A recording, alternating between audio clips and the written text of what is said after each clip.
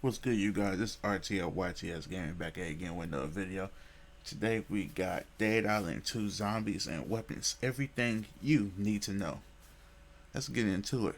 But make sure you hit that like button and subscribe if you are new, because you already know the Dead Island 2 content is going to forever keep coming.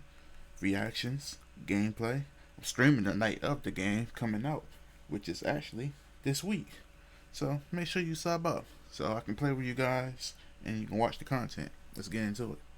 Dambuster Studios have made it abundantly clear that Dead Island 2's main priority is zombie-focused combat. None of this human-on-human drama, so with that in mind, let's prepare to face the horde of the undead by taking a look at every single zombie type in Dead Island 2 and discuss how to deal with them, what weapons to use, and all that good stuff. Dead Island 2 zombies are split into 3 tiers: Infected, Apex, and Variant. The Infected tier contains all the usual suspects. You know, you've got your Shamblers, which are your typical Walking Dead style zombie. They're old, they're slow, and they're the weakest enemies in the game. You can pretty much just use these guys for target practice. The next step up from there would be the Walkers, which are the most common type of zombie that you'll encounter. They're a little bit faster and stronger than the Shamblers, but they come in many different varieties. You've got Firefighters, Riot Police, and Hazmat Dudes, and I'm sure there's lots of other ones as well. And this does switch things up a little bit, because, for instance, Riot Gear Walkers have higher physical damage resistance, while Hazmat Zombies have a massive gas tank that you can use to your advantage. Regardless of which ones you encounter, you'll usually find Walkers in groups or clusters of zombies, so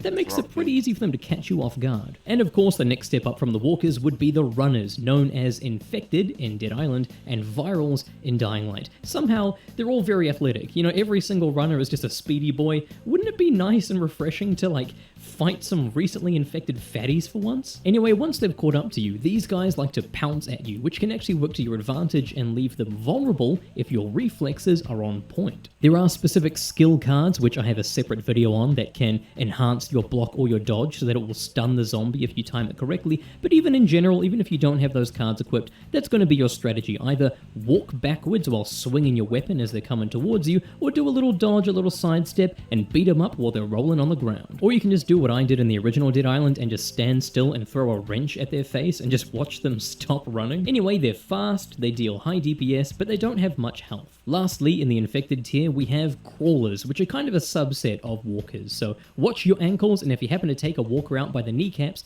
make sure to apply a little double tap for good measure. No, like seriously, that's actually a thing. I mean, the gore system is very in-depth, but also just breaking bones, you know, that's something that they've kept the spirit of from the first game, and if you kneecap a Walker, there's a pretty good chance you're going to turn them into a Crawler, so do keep an eye out. Now, let's take a look at the Apex tier, and as you can probably guess, these guys are the mini-bosses of Dead Island 2. First up, you probably saw this one coming a mile away, we've got the classic big slow guy, the Crusher, better known as the Thug in Dead Island 1, and the Goon in Dying Light. Now, while they do like to just generally swing their arms and windmill their way through opponents, of course, their signature move is a massive ground pound, which you can easily avoid by just jumping at the correct time. These guys, as you would expect, have a bunch of health, so you're probably going to want to take your time bobbing and weaving while you chip away at his HP, and make sure that you target his arms specifically, and either break his limbs with a blunt object, or just cut them clean off. Floaters are back from the first game, but this time they're known as Slobbers. These guys spit poison projectiles at you that slow you down and drain your health over time, and they also puke huge puddles of that same poison on the ground, so you may have to end up just backing up and taking them out from a distance if they surround themselves with vomit. Screamers have unfortunately made a return from Dead Island Riptide, and they're still as annoying as ever, and as you can probably guess, these guys let out a loud screech that stuns you and alerts nearby zombies, so try sneaking up on them if you can. Suiciders have also somehow managed to stick around, and although they were the slowest enemies in the original Dead Island, the ones in this game run at a speed that's more similar to the bombers in Dying Light, so they're significantly faster.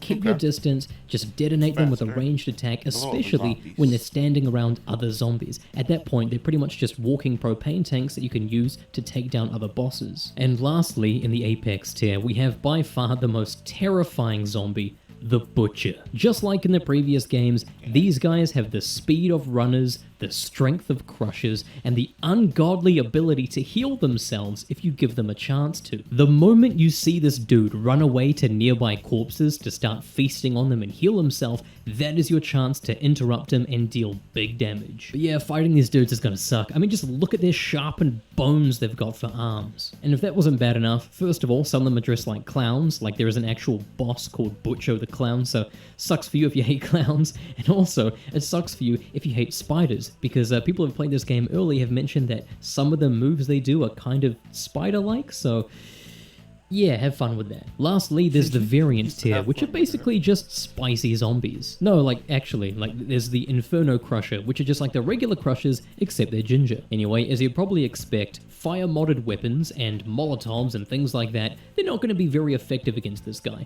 but there are water bombs and chemical bombs that you can craft and you can use them to extinguish the flames. Now, if you're not a fan of runners getting all up in your business, then you're not going to be too fond of spiky runners who damage you just by rubbing up against you. It goes without saying, but fighting these guys with your bare hands may not be the best move. So just like with the regular runners, you want to dodge their pounces especially, and you want to make sure you're keeping some distance between you, maybe throw a few things at their face, or even use a long two-handed weapon while you're walking backwards to make sure there's a little bit of a gap between you. Or just shoot them in the head. There are guns in this game. I don't know if I mentioned, yeah, there are guns. We'll get into the weapons in a moment, but just pop them in the head. Once you've taken care of one of those spiky boys, you may take a moment to just catch your breath while a walker slowly approaches you, just an innocent little walker, until you find out that it's a grenader walker.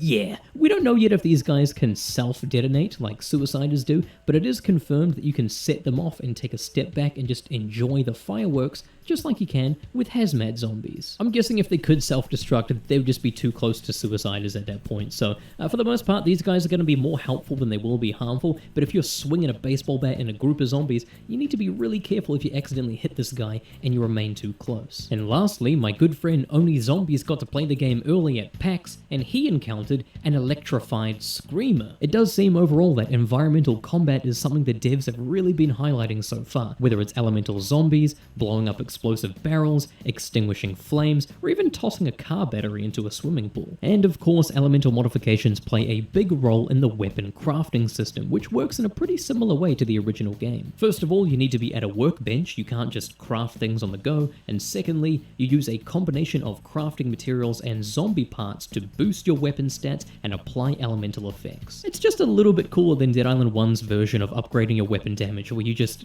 used money. Of course, the actual elemental mods were awesome in the original game, and they look like they're going to be pretty sweet in this one as well. It seems like each weapon has a main slot for the elemental mod, where you can convert your weapon's melee damage to fire damage, shock damage, etc., or just straight up boost your physical damage. And then, rather than just that generic upgrading your damage with a money system I just mentioned, you've got perk slots, which give cool passive effects like increasing critical damage, limb damage, durability, toughness, giving a chance to heal the player, the ability for elemental effects to spread to nearby zombies and deal AoE damage, an AoE explosion from knocking down zombies. They're kind of like skill cards, but for weapons. Okay. There's also a slot for fixed perks, which I guess implies that the other perks can be swapped out. And yes, elemental modifications for firearms have returned. Just like the original game, when a melee weapon breaks, you can repair it an infinite amount of times, so you don't have to worry about losing it. And personally, I'm a big fan of this approach, and I do appreciate that Dead Island 2 doesn't want to waste your time with farming materials. Like with the curveball items, which are the consumables that you can throw, like Molotov cocktails. Rather than having to keep crafting them and keep track of how many you have, you simply just have an infinite amount, but they're on a recharge timer. This means that you can't spam them, but you also don't have to worry about farming for them. Speaking of materials, there are some rumors going around that some of the zombie parts have to be acquired by cutting off specific limbs from specific variants of zombies, which is pretty cool if that's the case. Although it does make me wonder how that would affect someone who is mainly playing with blunt weapons, but I guess we'll find out. And that is everything we currently know about the weapons and the zombies of Dead Island 2. I hope you enjoyed this and found it useful. Make sure to check out my guide on the 6 playable characters and the new skill system if you... Yeah, that's going to do it for this video here. Make sure you hit that like button if you made this far. And make sure you subscribe if you haven't already subscribed. And I'll catch you guys, hopefully. I'll see you in the stream when the game drops. You know what I'm saying? On the 21st of April. Till then, peace.